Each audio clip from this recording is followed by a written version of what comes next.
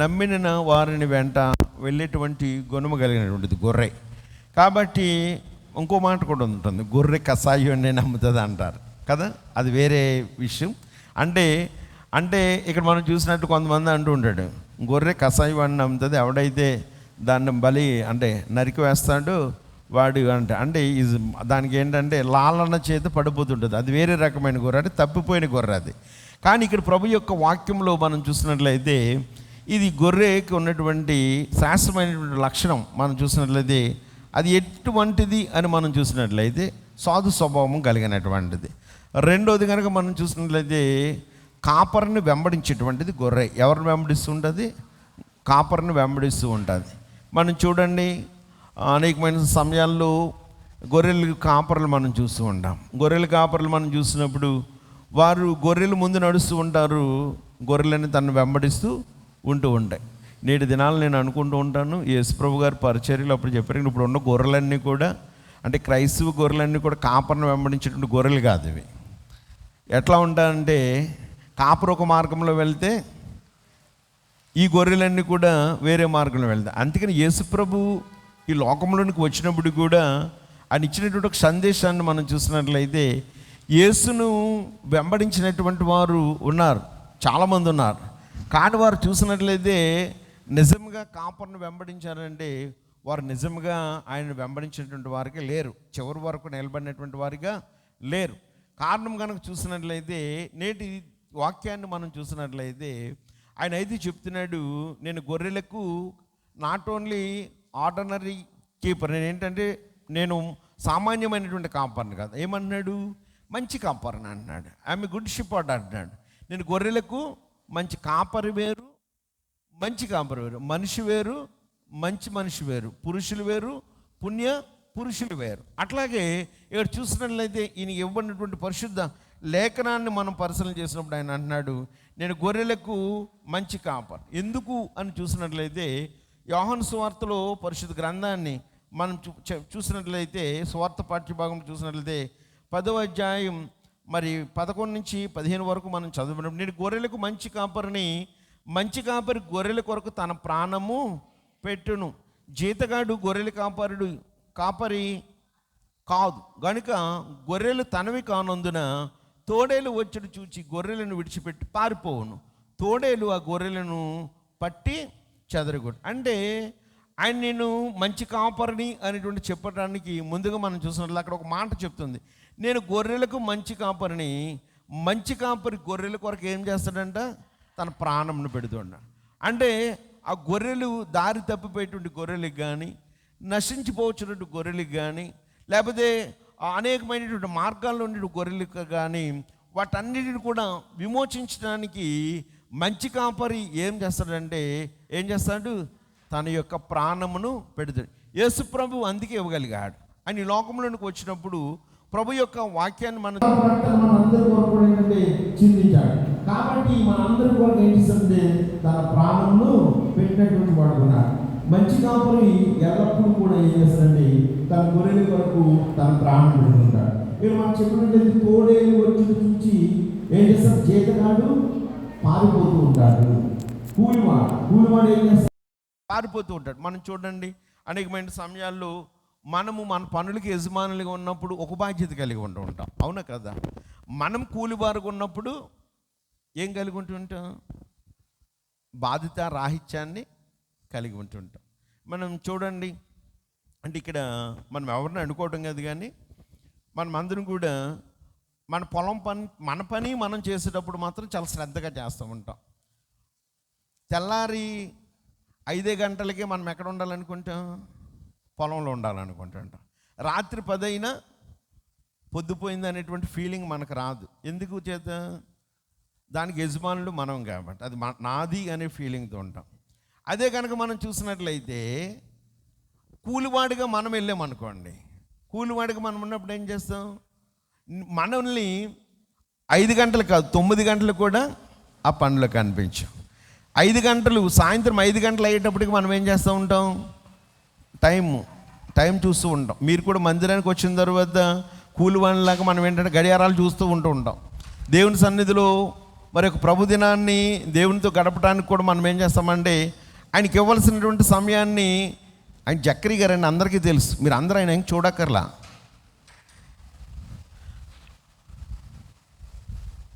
మీరు మందిరానికి వచ్చేటప్పుడు వెనక డోర్ నుంచి రావాలి. మీరు వచ్చినటువంటి ఆయన కోసం మీరు అందరూ మరలా ఒకసారి అందరూ డైవర్ట్ చేసి చూడక్కర్లా.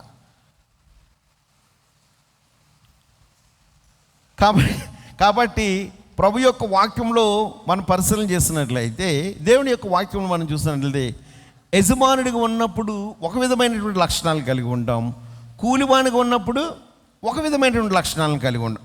అందుకని ప్రభు యొక్క వాక్యంలో చెప్తున్నాడు, నేను మంచి కాపరిని, నేను నాకు గొర్రెల కొరకు నేను ఏం చేస్తానంటే నా ప్రాణాన్ని పెడతాను.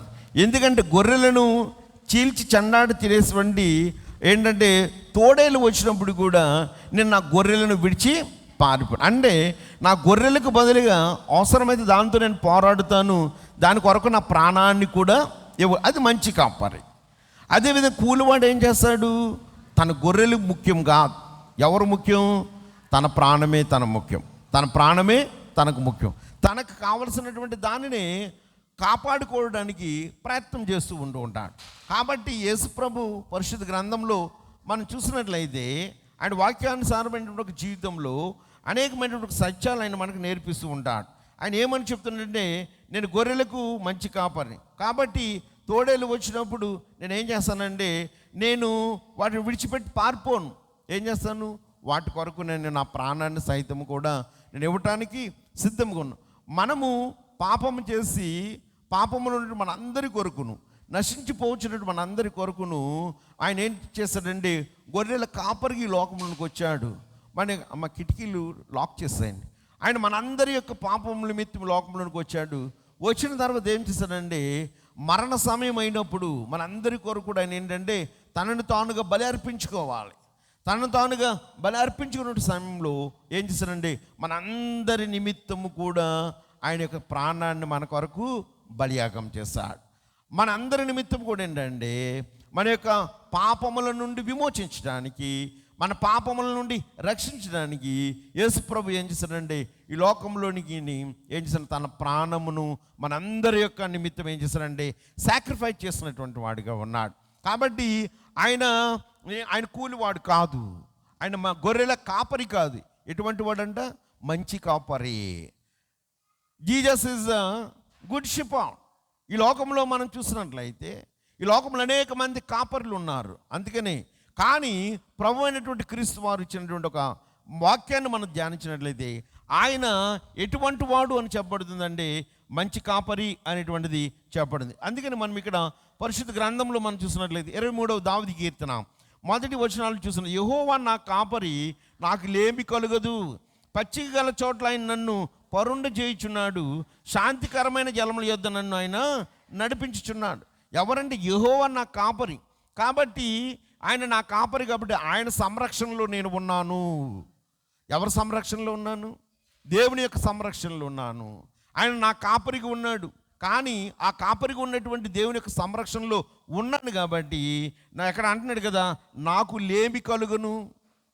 రెండోది అంటూ ఉంటాడు, పచ్చిక గల చోట్ల ఆయన నన్ను పరుండ. నా జీవితంలో చూసినట్లయితే దేవుని యొక్క సంరక్షణలో ఆయన నా కాపరిగా ఉన్నాడు కాబట్టి నా జీవితం లేమనేటువంటిది నేను ఎరిగేటువంటి వాడను కాను. రెండోది కనుక చూసినట్లయితే అంటాడు, ఆయన ఏం చేస్తాడంటే పచ్చిక గల చోట్ల ఆయన నన్ను పరుండ చేయుచున్నాడు, శాంతికరమైన జలముల యొద్ద ఆయన నన్ను నడిపించుచున్నాడు. ఇక్కడ చూసినట్లయితే పచ్చిక గల చోట్ల ఆయన నన్ను ఏం చేస్తాడంట ఆయన చూసినట్లయితే నన్ను పరుండ చేయును. అంటే సమృద్ధి అయినటువంటి ఒక జీవితాన్ని దేవుడు నాకు ఇస్తూ ఉంటాడు. మనం చూడండి, చిన్నప్పుడు మేము గేదెలు తోలికెళ్ళేవాళ్ళం. గేదెలు తోలికెళ్తే మేము ఒక గేదె 2 గేదెలు మా సొంత గేదెలు ఉన్నటువంటి వాళ్ళు మేము అందరం తోలికెళ్ళేవాళ్ళం. దాంతోపాటుగా కూడా కొంతమంది గేదెలు తోలుకొచ్చేవారు. ఎవరంటే యజమానుడి గేదెలు తోలుకొచ్చే వాళ్ళు ఉండేవారు. మేము ఏం చేసేవాళ్ళం అంటే మా గేదెల వెనకాల జాగ్రత్తగా ఉండి ఎక్కడైతే పచ్చగా గడ్డి ఉంటుందో, ఏ గట్టు మీద గడ్డి ఉంటుందో దాని మీద గుర్రం ఎక్కువ వెనకాల వెళ్ళో ఆ పచ్చగడ్డిలోకి తోలుకెళ్ళి జాగ్రత్తగా అది కడుపు నిండే వరకు చూసి డొక్క చూసి బాగా తిందరని అలా మేపుకుని తోలుకొచ్చేవాళ్ళం చిన్నప్పుడు. మా అందరికి అనుభవాలు ఉన్నాయి అవి. తర్వాత మిగిలినటువంటి అంటే మామూలుగా ఆ పనికి వచ్చేటువంటి వాళ్ళు తోలుకొచ్చారు. వాళ్ళు ఏం చేస్తారంటే ఆ గేదెలను అక్కడ వదిలిపెట్టేసి ఎక్కడ తిరిగినా అనవసరం, ఏం మేతనే అనవసరం. వాళ్ళు ఏంటంటే ఏ గుట్టి బిల్ల ఆడుకోవడము, లేకపోతే ఎక్కడో ఆడుకోవడము ఉండేది. అది చిన్న ఎగ్జాంపుల్ మన జీవితాల్లో. అంటే మనము మన యొక్క సొంత పశువులు మనం చూసినప్పుడు దానికి సమృద్ధి అయినటువంటి ఆహారాన్ని ఇవ్వాలని మనము ఆరాటపడుతూ ఉంటాం. ఇక్కడ మన అందరి యొక్క సంరక్షణ యేసు ప్రభు, మన అందరి యొక్క సంరక్షణ. అందుకని ఇక్కడ భక్తుని దావీదు అన్నాడు, ఇక్కడ యెహోవా నా కాపరి, నాకు లేమి కలుగదు. ఆయన ఏం చేస్తాడంటే పచ్చిక గల చోట్ల ఆయన నన్ను పరుండ చేయించున్నాడు. ఇంకా మనం చూసినట్లయితే ఆయన అంటాడు కదా, శాంతికరమైన జలముల యొద్ద నన్ను నడిపించుచున్నాడు అంటాడు కదా. నా ప్రాణమునకు ఆయన సేద తీర్చుచున్నాడు, తన నామమును బట్టి నీతి మార్గంలో నన్ను నడిపించుచున్నాడు. ఎవరు అంటే యెహోవా నా కాపరి, నేను యెహోవా యొక్క సంరక్షణలో ఉన్నాను. నేను ఇప్పుడైతే క్రీస్తు యొక్క సంరక్షణలో ఉన్నాను. మరి మనము క్రీస్తు యొక్క సంరక్షణలోను క్రీస్తు యొక్క కాపరత్వం కింద మనము ఉన్నట్లయితే ఆయన అన్నాడు, నీకు లేమి కలగదు, నీకు లేమి కలగదు. ఆయన ఏం చేస్తాడో తెలుసా, పచ్చిక గల చోట్ల ఆయన నిన్ను పరుండ చేస్తాడు, శాంతికరమైన జలముల యొద్దకు నిన్ను నన్ను నడిపిస్తూ ఉంటాడు. అయితే నీవు నేను ఏర్పాటు చేసుకున్నటువంటి ఎవరి కాపరత్వంలో నీవు ఉన్నావు? ప్రభు యొక్క వాక్యం భక్తులని దావీదు అది చెప్తున్నాడు, యెహోవా నా కాపరి. ఏమన్నాడు ఆయన? యెహోవా నా కాపరి. యెహోవా నా కాపరి కాబట్టి ఆయన నాకు సమృద్ధి అయినటువంటి జీవితాన్ని ఇస్తాడు, సమృద్ధి అయినటువంటి ఆశీర్వాదాన్ని ఇస్తాడు. ఆయన ఎటువంటి వాడండి, ఒకవేళ తోడేలు వచ్చినప్పటికి కూడా దానితో ఆయన పోరాడటానికి సిద్ధంగా ఉన్నాడు. నా కొరకు తన ప్రాణాన్ని పెట్టడానికి కూడా సిద్ధంగా ఉన్నాడు. కాబట్టి నేను దేవుని యొక్క కాపరత్వంలో ఉన్నానా, క్రీస్తు యొక్క కాపరత్వంలో ఉన్నాను. చూసినట్లయితే ఆయన అంటూ ఉంటాడు కదా, ఆయన అంటాడు కదా యెషయా గ్రంథంలో మనం చూసినట్లయితే ఆయన గొర్రెలను అంటాం పేరు పెట్టి పిలుస్తాడంట. ఆయన ఏం చేస్తాడు? పేరు పెట్టి పిలుస్తాడు. నా గొర్రెలు ఏమింటాయి? నా స్వరము వింటాయి. నా గొర్రెలు నా స్వరం వింటాయి. ఎందుకంటే వాటికి నా స్వరం తెలుసు. అందుకని అంటూ ఉంటాడు, వాటికి నా స్వరము తెలుసు. అవి ఏం చేస్తామండి, నేను పిలిచినప్పుడు ఏం చేస్తామంటే మనకి గేదెలు జార్జి గారు అని ఒక మీరు చాలామందికి తెలియదు, కొంతమందికి వాళ్ళ భార్య భర్తలు ఇద్దరు కూడా గేదెని పిలిచేవారు పేరు పెట్టి. మాకు విచిత్రంగా ఉండేది. అలా ఏదో పిల్లడితో మాట్లాడినట్టు మాట్లాడేవారు వాళ్ళిద్దరు. మేము అనుకున్నాం ఇదేంటారా, ఇది జంతువు అయితే జంతువుతో మాట్లాడుతున్నారు ఏంటంటే అది వాళ్ళకి మరి ఆ జంతువు అంటే ఆ పశువుకి వీళ్ళకి కూడా ఏంటంటే ఆ ఫస్ట్ నుంచి ట్రైనింగ్ ఇవ్వడం చేత ఏంటంటే అది అలా ఉండేది. మీరు చాలామంది మనం చూడండి, మీరు పెంచుకునేటువంటి పెంపుడు జంతువులు కొన్ని ఉంటాయి, ఆ పెంపుడు జంతువులు మనం చూసినప్పుడు అవి ఏం చేస్తూ ఉంటాయి, ఆ పెంపుడు జంతువులు ఏం చేస్తూ ఉంటే మన స్వరాన్ని వింటాయి, మన స్వరాన్ని పసగడుతూ ఉంటాయి. కాబట్టి ఆయన స్వరం వింటే ఒకవేళ ఎవరైనా చూడండి, కోళ్ళను పెంచే వాళ్ళు ఉంటారు. కోళ్ళను పెంచే వాళ్ళు ఉన్నప్పుడు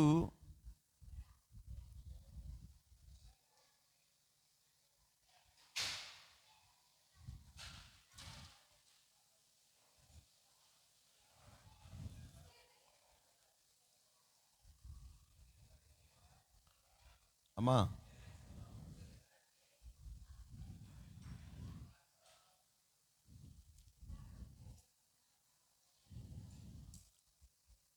మొత్తం డోర్స్ కిటికీలన్నీ కూడా లాక్ చేసేయండి. గాలి ఎక్కువగా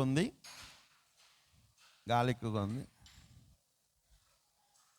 ఇక్కడ ప్రభు యొక్క వాక్యాన్ని మనం చూసినట్లయితే మనము ఏ జంతువులనైతే వేటినైతే మనం పెంచుతామో అవి మనం ఏం చేస్తాయంటే మన స్వరాన్ని వింటాయి. ఇప్పుడు చూడండి, కోళ్ళను పెంచేటువంటి వాళ్ళు ఉంటారు, వాళ్ళు పిలుస్తారు, వాళ్ళ స్వరం వినగానే వస్తూ ఉంటాయి. దొంగోడేలు పిలిచి వస్తాయా? దొంగోడేలు పిలిస్తే రాబవి. దొంగోడేలు పిలిస్తే ఈ రోజు చక్క పిలిచి మేత పెడుతుంది కదా అని వీడు కూడా ఆమెలాగా వెళ్ళి పిలిస్తే అవి కనుక ఆడు స్వరం విని వస్తాడన్నీ ఏం చేస్తాడు, గోను సంచులు పట్టుకుని తీసుకెళ్ళి అమ్మేస్తూ ఉంటాడు. కానీ అవి చూడండి, అవి జంతువుల్లో మనం చూసినట్లయితే అవి చిన్నవి అయినప్పటికీ కూడా అవి చక్కగా ఏంటంటే మన ఉంటాయి. కానీ నీ విశ్వాసవి దేవుని ఎరిగినటువంటి వాడు ఉన్నప్పుడు నీవు దేవుని యొక్క స్వరాన్ని గ్రహించగలిగే జీవితాన్ని కలిగి ఉన్నావా? నువ్వు దేవుని కనుక కాపరిగా చేసుకున్నట్లయితే నువ్వు దేవుని యొక్క స్వరాన్ని మాత్రమే నువ్వు వింటావు. ఏ స్వరమో నీకు తెలుస్తుంది. ఇది దేవుని స్వరమా సాతాను స్వరమా? నువ్వు దేవుని యొక్క స్వరాన్ని నువ్వు గ్రహిస్తూ ఉంటావు. అందుకని అంటాడు, అవి నా స్వరాన్ని వింటాయి. అవి నన్ను గుర్తిస్తుండే. మేము కరోనా టైంలో వాకింగ్ చేసేవాళ్ళం. అక్కడ భయంగా ఆర్టీ ఆఫీస్ ఏరియాలో భయంకర పాములు అవి ఉండేవి. మేము రోజు ఏం చేసేవాళ్ళం అంటే కుక్కలు ఉండేవి అక్కడ. మా ఫ్రెండ్స్ మేము అనుకున్నాం, పాపం కరోనాలో ఎవడు వీటికి భోజనాలు పెట్టరు, ఎవడు బయటకు పడేసేది లేదు. మేము రోజు ఏం చేసేవాళ్ళం అంటే కొంతమంది ఇంటికాడ మిగిలిపోయిన భోజనం, కొన్ని బిస్కెట్లు అవి తీసుకెళ్ళి అక్కడ ఉన్నటువంటి చిన్నపిల్లలు కుక్క పిల్లలు అప్పుడే పుట్టింది అవి వాళ్ళకి రోజు పెడితే అవి మాకు ఎంత ఇచ్చాయంటే తెలుసా, మేము ఉదయం వెళ్ళగానే తెల్లవారుజామున అవన్నీ పాములు ఆ మమ్మల్ని ముందు నడవని ఇచ్చాయి కదా కుక్కలు. ఆ కుక్క ఒకటో రెండు కుక్కలు పెద్ద ఉండి అవి ముందు నడిచాయి, మాకంటే ముందు నడిచాయి. వాటి వెనకాల మేము చీకట్లో నడిచేవాళ్ళు మాట. మేము అనుకునే వాళ్ళం దీనికి మనం పెట్టే ఒక బిస్కెట్ ఎంత ఒక పెట్టినటువంటి ఒక బిస్కెట్కి అదేం చేస్తాం, మేము తిరిగినంతసేపు మా వెనక ఎదరే తిరిగేవి. మేము వచ్చే వరకు తిరిగేవి. వచ్చిన తర్వాత మేము వచ్చేటప్పుడు 2 బిస్కెట్లు తినేసి మరలండి మేము తెల్లారి. అక్కడ ఏంటంటే కరోనా టైంలో ఎవరేం పెట్టేవారు కదా వాటికి. ఈ పెడితే అవి ఎంత విశ్వాసం చూపించాయంటే మేము ఇప్పటికీ వాటి గురించి మేము మాట్లాడుకుంటూ ఉంటాం. ఇద్దరం మా కుక్కలు ఉండే ఎంత ప్రేమ చూపించేవి, ఎంత విశ్వాసం చూపించేవి. మనం 2 బిస్కెట్ ముక్కలు ఒక్క ప్యాకెట్. కానీ యేసుప్రభు ఎన్ని దీవెనలు ఇచ్చినా కానీ, ఎన్ని ఆశీర్వాదాలు ఇచ్చినా కానీ, ఎన్ని మేలులు చేసినా కానీ అవన్నీ కూడా ఏం చేస్తాం, అసలు ఆ జంతుకున్నటువంటి విశ్వాసాన్ని మనం చూపించాం. ఆ జంతుకున్నటువంటి విశ్వాసాన్ని మనం చూపించాం. కారణం ఏంటంటే తెలుసా, అది ఇక్కడ మనం చూసినట్లయితే దేవుని యొక్క అనేకమైన ఆశీర్వాదాలు పొందాం, దేవుని చేత అనేకమైనటువంటి మేలులు పొందాం, దేవుడు అనేకమైనటువంటి దీవెనలు ఇచ్చాడు. కానీ నువ్వేం చేస్తున్నావు అంటే ఆయన స్వరాన్ని వింటలా. నువ్వెందుకంటే ఆయన అన్నాడు, నా గొర్రెలు నా స్వరం వింటాయి, నా గొర్రెలు నా స్వరం వింట. ఆయన గొర్రెలు ఆయన స్వరాన్ని వింటాయి.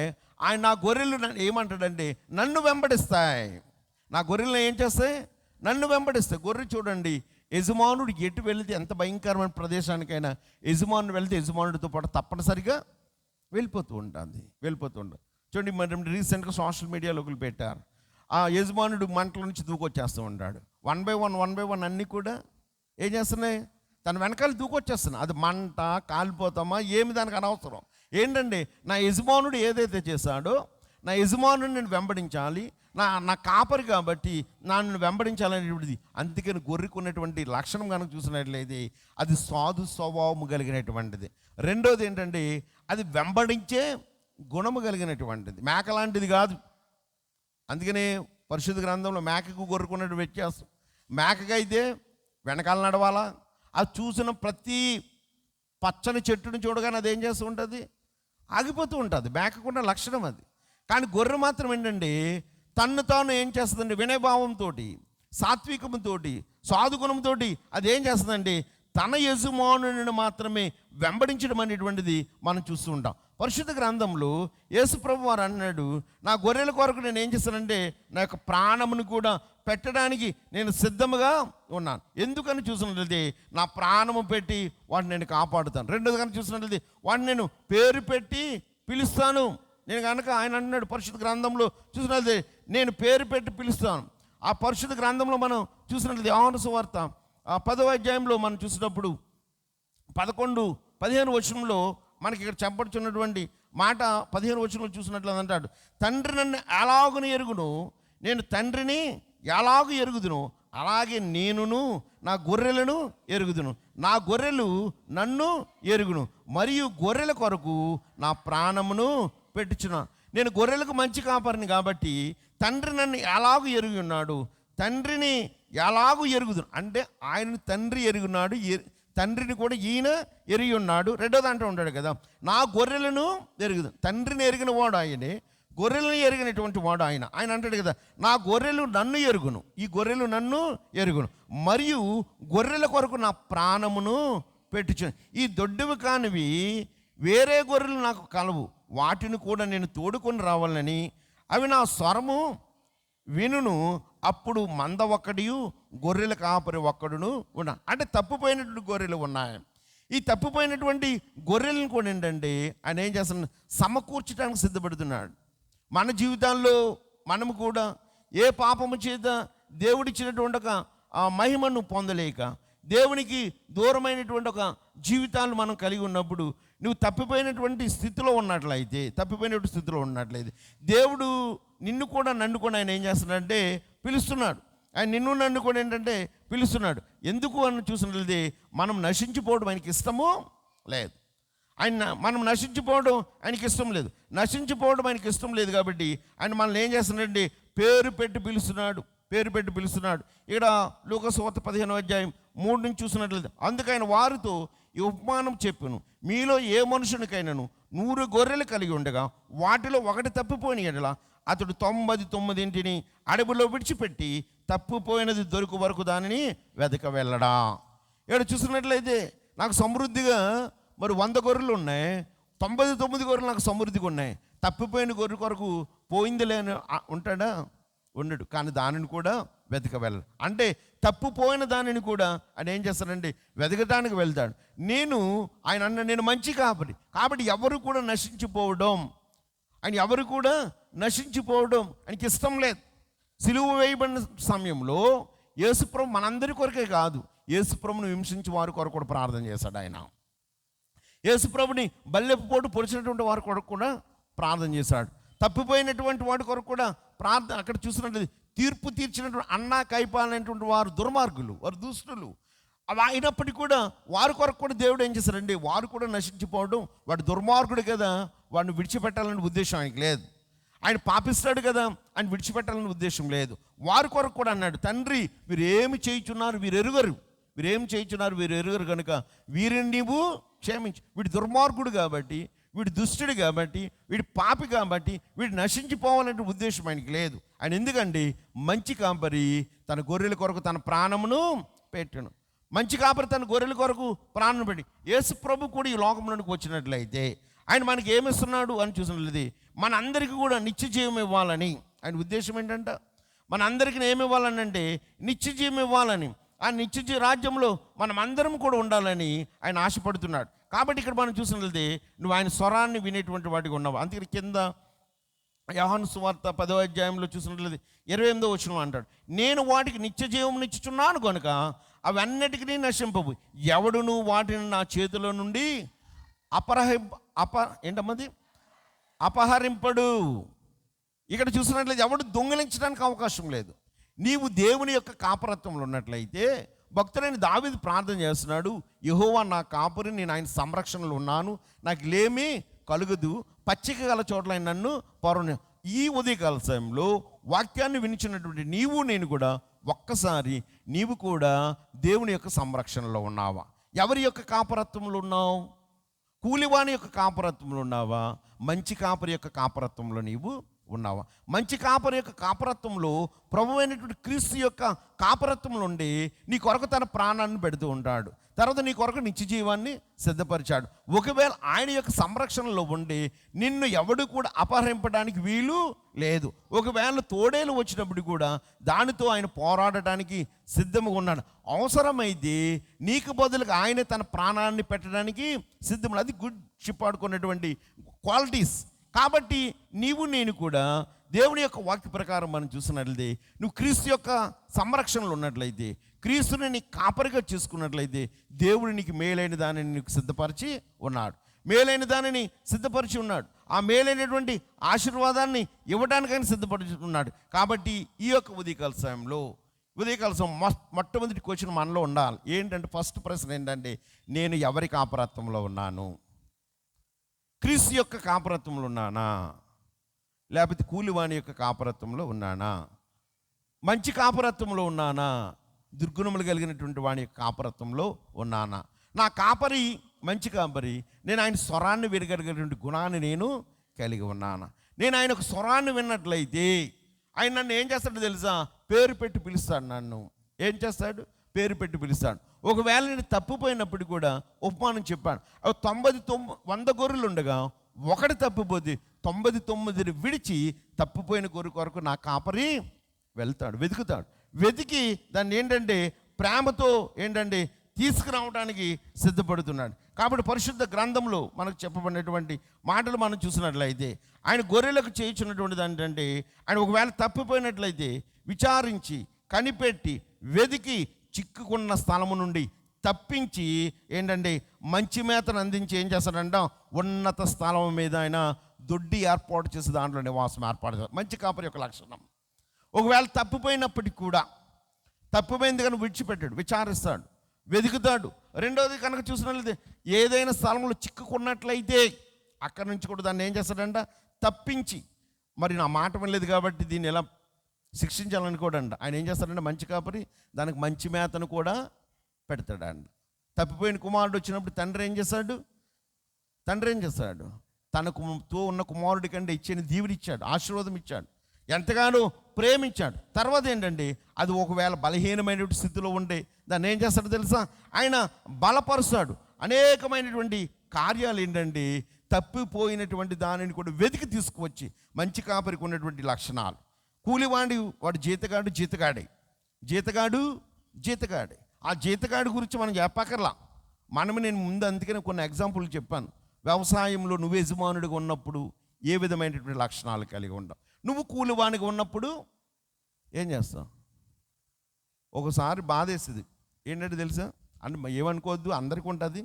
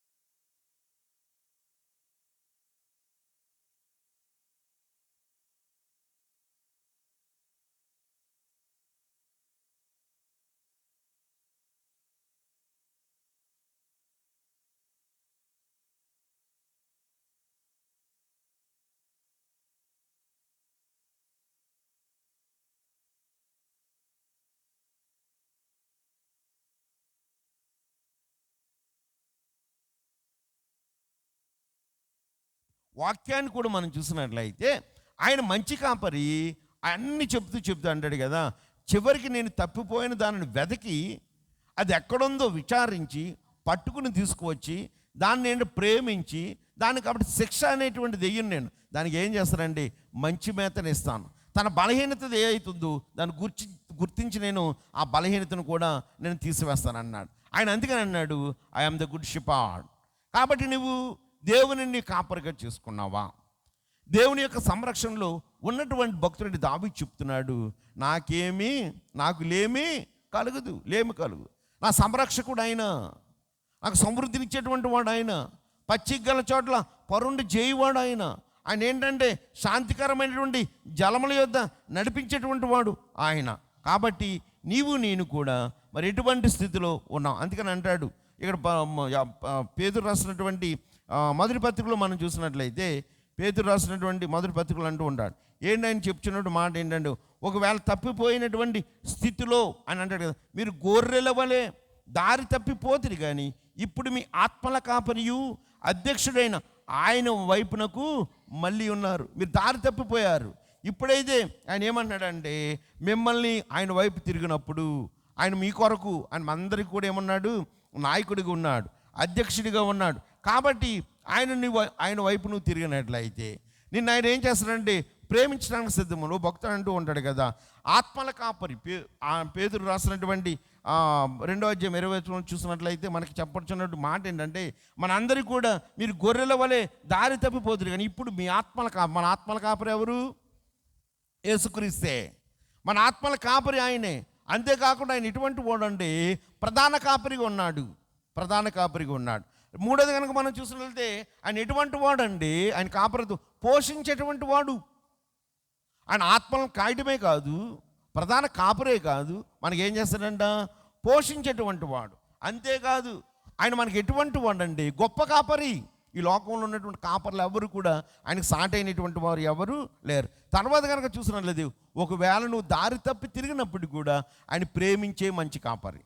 ఆయనలో ఉన్నటువంటి సుగుణాలు, ఆయన ఎటువంటి వాడు, ఆయన ప్రేమించే మంచి కాపరి. రెండోది కనుక చూసినట్లయితే, ఒకవేళ నువ్వు ఇరుకులో ఉన్నప్పుడు కూడా ఆయన నిన్ను విడిచిపెట్టడు, కాపాడే కాపరి. నువ్వు ఒకవేళ ఇరుకులో ఉన్నా కానీ ఆయన నిన్ను విడిచిపెట్టడు. తర్వాత కనుక చెప్తూ ఉంటాడు, కీర్తనకారుడు 87 అంటాడు, ఆయన ఏం చేస్తాడండి, నువ్వు ఇరుకులో మొర్ర పెట్టినప్పుడు అంటాడు కదా, చెవి యొగ్గి ఆలకించే కాపరంట ఆయన. ఏం చేస్తాడు? చెవి యొగ్గి, నువ్వు ఒకవేళ నువ్వు కనుక కష్టంలో ఉన్నట్లయితే, సమస్యలో ఉన్నట్లయితే ఆయన ఎటువంటి వాడండి, చెవి యొగ్గి నువ్వు విజ్ఞాపన, నీ మొర ఆయన ఏం చేస్తాడండి, ఆలకించేటువంటి వాడుగా ఉన్నాడు. కాబట్టి అటువంటి మంచి కాపరైనటువంటి క్రీస్తుని నువ్వు సంరక్షకునిగా చేసుకున్నట్లయితే, ఆయన వెంబడించినట్లయితే, ఆయన కొరకు నువ్వు జీవించినట్లయితే మంచి వాటిని నీ కొరకైనా సిద్ధపరిచి ఉన్నాడు. నిత్య జీవాన్ని ఇవ్వటానికి, ఎందుకంటే అన్నాడు, వాటన్నిటికీ ఏమివ్వాలండి, నిత్య జీవాన్ని ఇవ్వడానికి నేను సిద్ధపరిచున్నాను. కాపరికి ఎందుకండి, ఆయనకు అన్నీ తెలుసు. ఏం తెలుసు అంటే, ఇక్కడ మనకు చెప్తున్నటువంటి ఆ కాపరి యొక్క లక్షణాలు చూసినట్లయితే 23వ దావీదు కీర్తన 1-2 చూసినట్లయితే ఆయన వాటిని పరామర్శిస్తూ ఉంటాడు అండి. ఏం చేస్తాడు?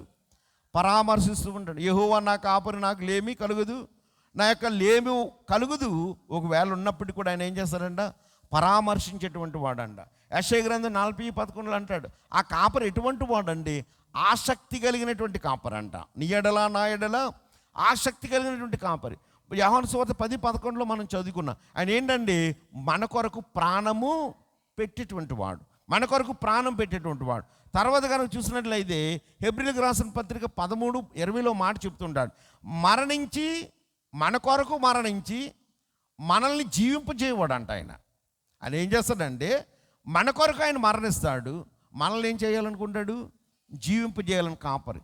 అదే దొంగ కాపరి అయితే ఏం చేస్తూ ఉంటాడు, జీతగాడంటే బలిసిన వాటిని ఏం చేస్తాడు, బలిసిన వాటిని కోసుకు తినాలనుకుంటూ ఉంటాడు. కానీ ఈ కాపరి చూసినట్లయితే తాను మరణించి మనందరినీ కూడా జీవింపజేయాలనుకుంటూ ఉంటాడు. ఇంకా మనం చూసినట్లయితే దారి తప్పి తిరిగేటువంటి వాటి అన్నిటిని కూడా ఏంటంటే ఆయన ఏం చేస్తాడంటే, దారి తప్పి తిరిగే వాటిని విడిచిపెట్టడంట. ఆయన ఏం చేస్తాడు, పిలుస్తాడు. దారి తప్పి తిరిగేటువంటి వాటిని అన్నిటిని కూడా మంచి కాపరి ఏం చేస్తాడంటే పిలుస్తాడు. మనం చూడండి, మనం ఇక్కడ మన గ్రామంలో మనం ఉంటాం, మనం దారి తప్పి తిరుగుతున్నామంటే మన శ్రేయోభిలాష అనేటువంటి వాళ్ళు ఏం చేస్తారంటే మనల్ని మందలిస్తారు, అవునా కదా? దాన్ని మందలింపుని మనము పగ్గా తీర్చుకోకూడదు. మీరు టౌన్లో మీ ఇష్టానుసారం జరిగిన మిమ్మల్ని ఎవడో పట్టించుకుంటాడా? నువ్వు చెడిపోతున్నా రాత్రి చూసారు ఇన్సిడెంట్, భీమవరాన్ని ఒక ఇన్సిడెంట్ జరిగింది. వాడు ఫుల్గా, అదే పల్లెటూరులో ఎక్కడన్నా మనకు ఎరిగిన వారైతే ఏం చేస్తారు, నిన్న 2 ఇన్సిడెంట్స్ జరిగాయి. ఒకడేమో తనకి తానే పడుకున్నాడు, అయిపోయాం. మళ్ళీ ఇంకొకటి వాడికి మరి ఏమొచ్చింది, వాడు కూడా ఎవడు పట్టించుకోడు. వాడు మొదట్లోనే వాడుకున్నటువంటి దుర్వ్యసనాలు, వాడుకున్నటువంటి చెడ్డ గుణాలు అవి చూసినట్లయితే మనం ఏమనిపిస్తుంది, మనకు బాధ అనిపిస్తూ ఉంటుంది. ఎవడన్నా గద్దిస్తే ఏమనిపిస్తుంది, వాళ్ళ గద్దింపు మన మేలు కోరకని మనం ఆలోచించాం. ఎవరైనా పెద్దవారు మనం గద్దించినప్పుడు అది మేలు కొరకు అంటామో అది నీకు ఆశీర్వాదకరంగా ఉండదు. నువ్వు పెద్దవారి గద్దింపుకు లోబడలేదా, ఒక దినానికి నువ్వు తప్పనిసరిగా దానికి పనిష్మెంట్ పొందవలసిందే.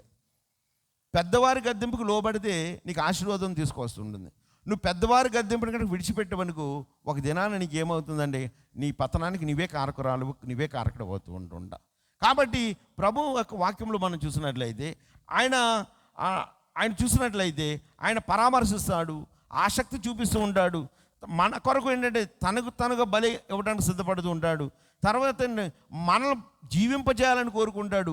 మన కొరకు అవసరమైతే తనకు మరణించడానికి సిద్ధపడినటువంటి దారి తప్పి తిరిగేవాడిని అన్నింటిని కూడా ఆయన ఏం చేస్తాడు, ప్రేమతో పిలుస్తూ ఉంటాడు. తర్వాత నమ్మకముగా ఉన్న వాటికి ఏమిస్తాడంటే తెలుసా, ప్రకటన గ్రంథంలో అంటాడు, నువ్వు నమ్మకముగా ఉన్నట్లయితే నీ కిరీటాన్ని ఇస్తానంటాడు. అంటే ఆయన ప్రధాన కాపరి, గొప్ప కాపరి, ఆత్మల కాపరి, మంచి కాపరి.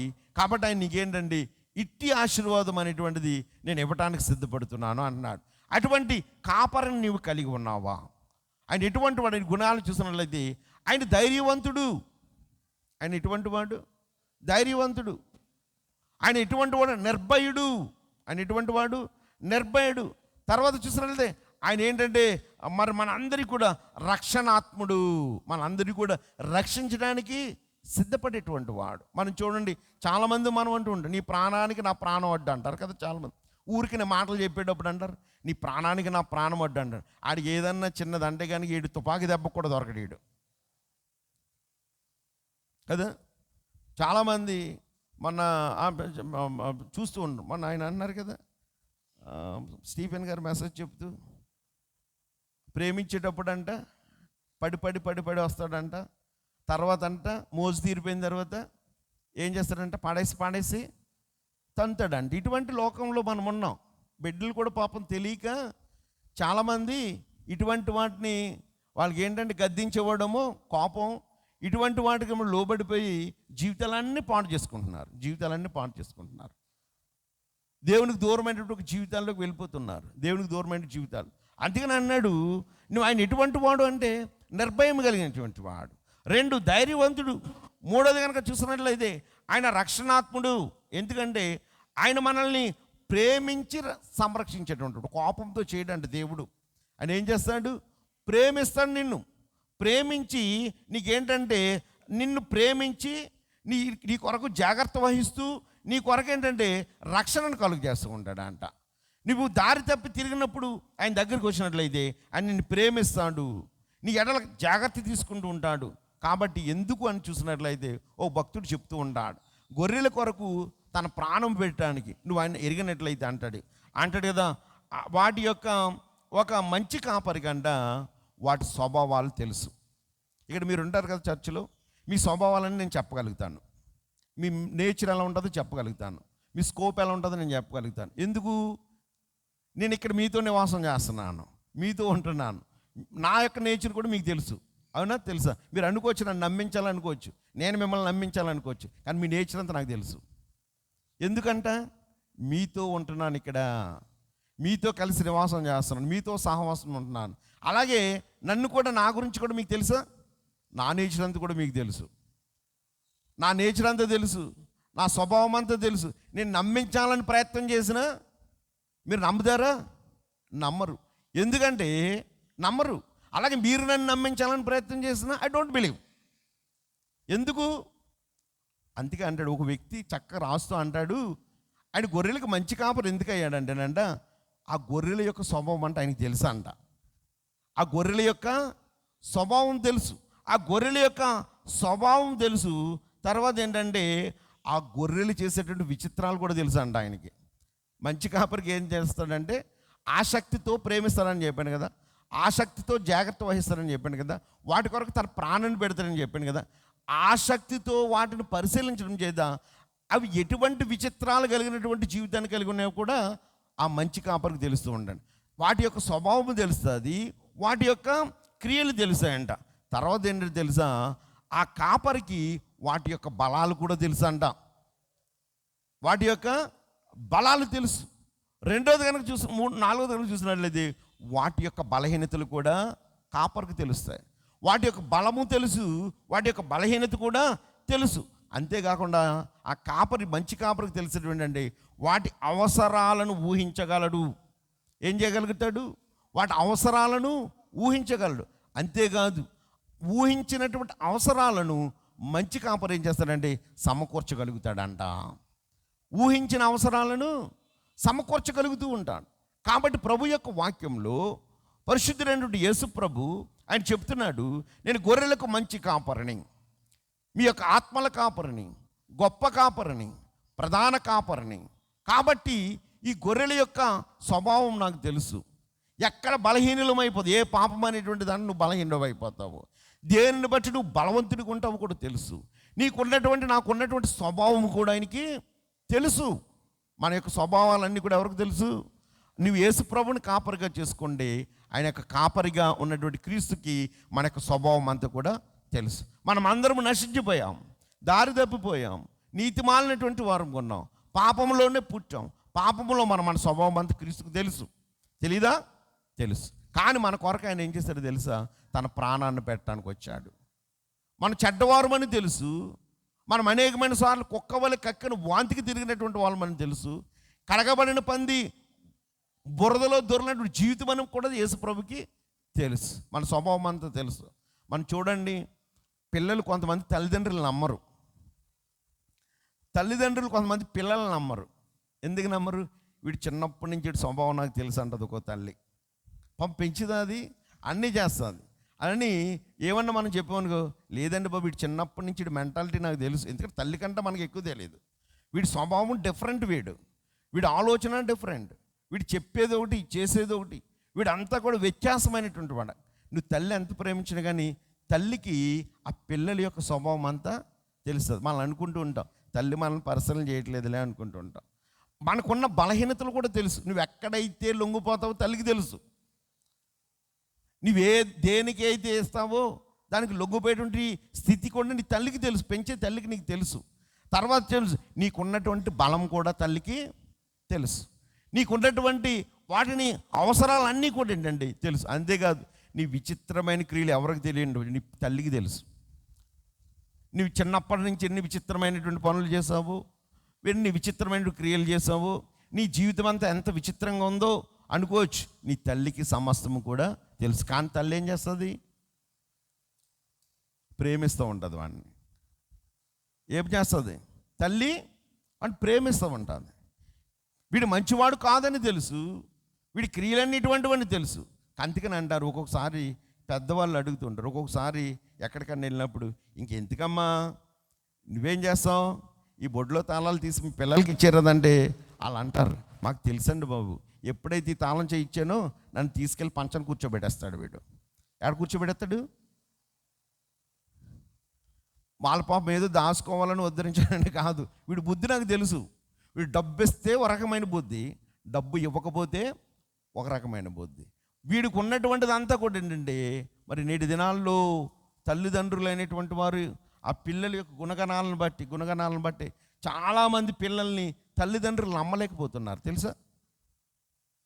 చాలామంది తల్లిదండ్రులు కూడా, కొంతమంది తల్లిదండ్రులు చూసినట్లయితే వాళ్ళకు ఉన్నటువంటి గుణగణాలను బట్టి పిల్లలు తల్లిదండ్రులు నమ్మట్లేదు చాలామంది. మనం అనుకుంటున్నాం వాళ్ళు ఉత్తుత్తిగా వాళ్ళు నమ్మినట్టు యాక్షన్ చేస్తారు, మనం కూడా వాళ్ళని ఉత్తుత్తిగా నమ్మినట్టుగా యాక్షన్ చేస్తాం. ప్రధాన కాపరికి అయితే అన్నీ కూడా తెలుసు, అన్నీ తెలుసు.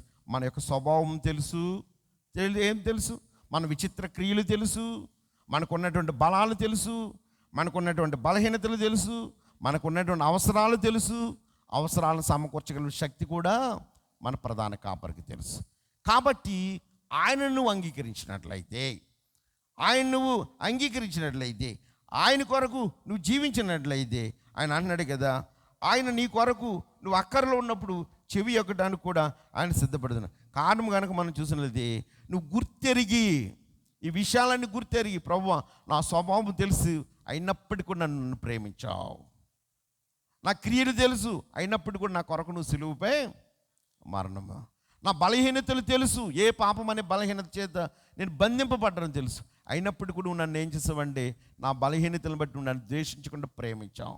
నాకున్నటువంటి బలాలు తెలుసు అయినప్పటికీ కూడా నేను విర్రవీగిన సమయంలో, అతిశయించిన సమయంలో కూడా నువ్వు నన్ను ఏం చేసావంటే ప్రేమించినటువంటి వాడుగా ఉన్నావు. ఇంకా మనం చూసినట్లయితే పరిశుద్ధ గ్రంథంలో అన్నాడు, నాకున్న అవసరాలు అనేకమైన సమయాలలో నా అవసరాలన్నిటిని కూడా నీ దగ్గర నేను మొర్రపెట్టకపోయినప్పటికీ కూడా నీ కాపరత్వంలో ఉన్నాను కాబట్టి వాటన్నిటిని కూడా నువ్వు నా కొరకు సమకూర్చు. కాబట్టి అటువంటి క్రీస్తుని నా కాపరిగా చేసుకుని మరి ఆయన కొరకు మరి నేను జీవించడానికి, మరి ఆయన మార్గంలో మనం పయనించడానికి, ఆయనను మనం వెంబడించడానికి, ఆయన వెంబడించట్లేదు అంటాడు కదా, వాటి కొరకు నేను నిత్య జీవమును సిద్ధపరచాను అన్నాడు. చివరిగా మనం చూసినట్లయితే ఆయన అంటూ ఉంటాడు కదా, ఏంటంటే నమ్మకముగా ఉండేటువంటి వాటి కొరకంట ఏమివ్వటానికంట, వాటి కిరీటాన్ని నేను సిద్ధపరచాను. కాబట్టి ఈ యొక్క ఉదయకాల సమయంలో దేవుని యొక్క వాక్యం చేత మనం ఉన్నటువంటి మనం అందరం కూడా దేవుని యొక్క సన్నిధిలో దేవుని కొరకు మనం జీవించడానికి, ప్రభువా నా స్వభావం ఎరిగినటువంటి వాడువు నీవే, నా బలహీనతలు ఎరిగినటువంటి వాడువు నీవే, నా పాపములు ఎరిగినటువంటి వాడువు నీవే, నా అక్రమ కార్యాలు ఎరిగినటువంటి వాడువు నీవే, నా యొక్క లో ఉన్నటువంటి ప్రతి పాపపు క్రియ ఎరిగినటువంటి వాడువు నీవే. అయినప్పటికీ కూడా నువ్వు అంటున్నావు కదా ప్రభువా, నువ్వు నా గొర్రెలు నా స్వరం వింటాయంటున్నావు, మీకు నేను కాపరిగా ఉన్నానన్నావు, నువ్వు ప్రధాన కాపరిగా ఉన్నావు, ఆత్మల కాపరిగా ఉన్నావు, గొప్ప కాపరిగా ఉన్నావు, మంచి కాపరిగా ఉన్నావు ప్రభువా. నేను ఇప్పటి వరకు కూడా అటువంటి స్థితిని కలిగిన నిన్ను విడిచిపెట్టి నేను సాతాను సంబంధమైనటువంటి కాపరత్వం నేను ఉన్నట్లయితే ఈ ఉదయకాల సమయం సందేశాన్ని బట్టి నేను ఎవరి కాపరత్వంలో నేను జీవిస్తున్నాను? ఎవరు నా కాపరి? భక్తుడైన దావీదు అన్నాడు, యెహోవా నా కాపరి అంటున్నాడు. భక్తుడైన దావీదు అన్నాడు, యెహోవా నా కాపరి అన్నాడు. నీవు నేను కూడా ఏ ప్రభువా సిలువ వేయబడినట్టు క్రీస్తే నా కాపరని నీవు నేను కూడా చెప్పగలిగిన స్థితిలో ఉన్నామా? ఆయన నేను చెప్పాను కదా, నువ్వు అనుకుంటున్నావు మనకు అన్ని మన గుణగానాలు అన్నీ ఆయనకి తెలుసు అని తెలుసు. ఒక సామాన్యమైనటువంటి మానవుడిగానే మనకు తెలుసు. నాది మీకు తెలుసు, మీ యొక్క స్వభావం నాకు తెలుసు, మీ స్వభావం నాకు తెలుసు. మరి మన అందరూ సృష్టించిన క్రీస్తుకు మరుగైంది ఏముంటుంది? నువ్వు నమ్మించాలని నమ్ముతాడు ఆయన. నువ్వు ఒకవేళ వేషధారణ చేసి వేషాలు వేసి నమ్ముతాడా? Don't believe never. ఆయన నమ్మడు. ఒకవేళ నువ్వు విశ్వసిస్తే మాత్రం అన్నాడు, నమ్మకంగా ఉన్నట్లేదు అన్నాడు, జీవ కిరీటాన్ని నీ కొరకు నేను సిద్ధపరుస్తా. అవసరమైతే నీ కొరకు మనల్ని జీవింపజేసి ఆయన మరణించడానికి సిద్ధంగా ఉన్నాను. ఆల్రెడీ ఆ కార్యాన్ని కూడా దేవుడు మన కొరకు చేస్తాడు. ఆయన కాపరత్వంలో మరి మన కుటుంబాలు ఒకసారి పరిశీలన చేసుకుందాం.